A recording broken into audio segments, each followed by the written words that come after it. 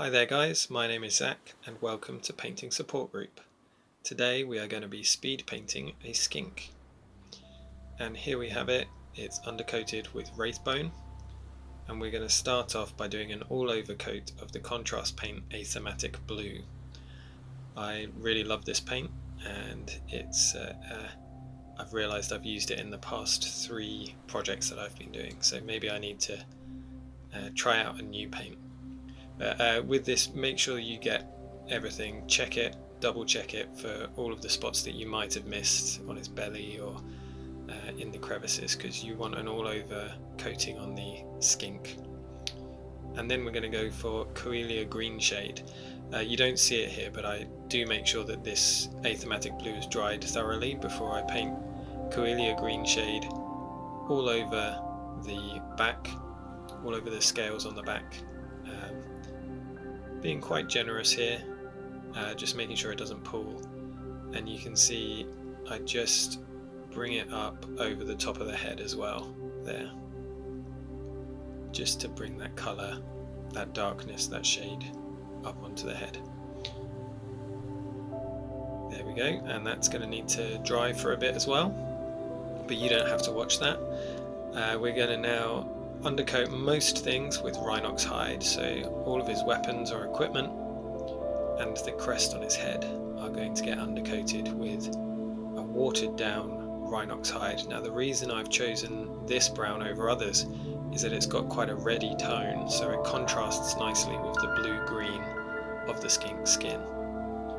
So it's going to give every part of his equipment, it's going to make it stand out quite a lot from his blue-green skin. There we go. So they're all undercoated. And now we're going to pick up Jokaero Orange. I think a lot of these words were designed to be written, not said. The pronunciation is quite difficult. So Jokaero Orange is going on the crest, and you can see it's quite watered down, and I'm pulling it towards the back. You might want to do 2 coats of this. If you're speed painting a massive block of 30, it's probably not that important to do that, because next we're going to mix some Flash Gits yellow into Jokaero Orange. You can see here I'm mixing it on the palette, and I'm mixing it slightly to the side of Jokaero Orange so I can check the colour and see that it's as bright as I want it to be. And then I'm just painting it over the top, leaving a little bit of Jokaero Orange just at the base of the crest there where it meets his head. And that had 2 coats there. Now we're going to grab some Balthazzar Gold, another favourite colour of mine, and we're going to stipple it onto all of his equipment. Now, stippling I absolutely love. It's so quick and much more accurate than a dry brush. So really just stippling it on, leaving the Rhinox hide in the shadows there, but going over all of his equipment, all of his jewellery with that. And now we're going to get some Runefang Steel. I'm using the air paint because that's the only one that I have, but you can use the layer paint of this. This is just going to give us a quick highlight, and we're just doing little dots. We're not doing much. Little dots where the light would be shining on his gold equipment and jewellery there. You can really, if you hold this under a strong light, you can actually see where the light shines off his equipment, and that can guide you in where to put those highlights. But just add tiny little bits until you're happy. You don't need a lot.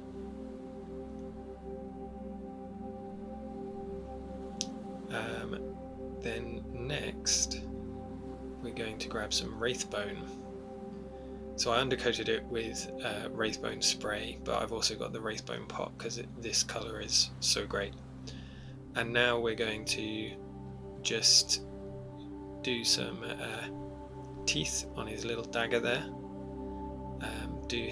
Colour in his claws, and then we're going to come and I don't have a video of this part, but I also did the blowpipe darts in Wraithbone as well. Now with his eyes, something that you need to do that I didn't actually understand until reasonably recently is actually it's quite helpful to paint eyes from the side instead of head on, because you can actually see where your brush is a lot better in relation to the eye. So this guy's got nice big eyes, so we've just picked them out with Wraithbone. And now we're going to come back with some Coelia Greenshade, and we're going to go over the gold, just weather it down a little bit. I put too much on there, I didn't wipe it off the brush, so I just quickly dried off my brush on a paper towel and then wicked it away and was able to save that.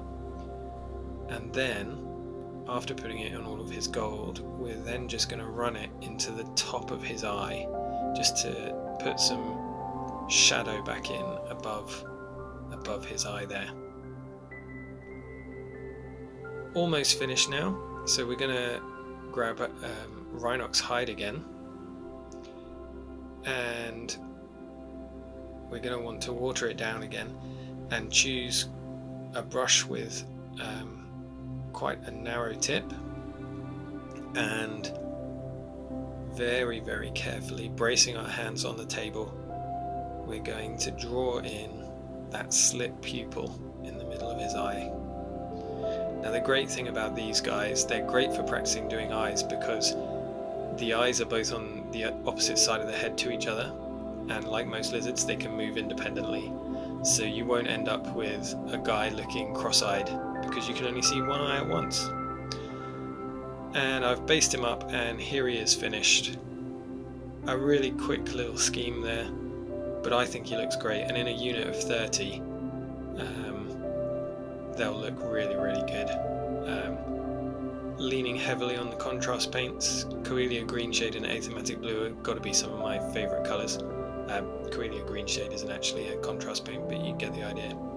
If you like this, please like, share and subscribe, leave some comments, and it would be great to see you in my next video. Bye!